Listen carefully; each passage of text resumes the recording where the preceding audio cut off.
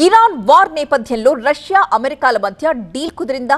Ukraine కి America మద్దతు నిలిపేస్తే Iran కి సాయం ఆపేస్తామని పుతిన్ హామీ ఇచ్చారంటూ కొన్ని కథనాలు వినిపిస్తున్నాయి. యూరోపియన్ మీడియా కథనాల్ని ఖండించింది రష్యా. అమెరికాకు పుతిన్ హామీ ఇచ్చారు అన్న వార్తలు తప్పు అంటోంది రష్యా. ఈ కథనాల్ని అమెరికా ప్రభుత్వం సైతం ఖండించింది.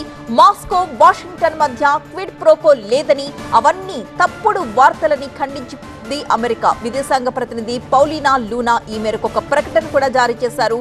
వస్తున్న వార్తలన్నీ కూడా వాస్తవమని. ఇరాన్ వార్ లో అమెరికా బేస్లపై ఇంటెలిజెన్స్ సాయం చేస్తూ వస్తోంది రష్యా. అటు యుక్రెయిన్ వార్ లో కూడా అమెరికా ఇదే పద్ధతిని పాటిస్తూ ఉంది. ఇంటెలిజెన్స్ సాయంతో పాటు ఆయుధాలు, డబ్బును కూడా యుక్రెయిన్ కి ఇస్తోంది యుఎస్. ఇప్పుడు ఇరాన్ విషయంలో రష్యా కూడా మిత్రధర్మం పాటిస్తూ ఉండడంతో అమెరికా ఈ యుద్ధంలో పైచేయి సాధించడంలో వెనుకబడుతోంది.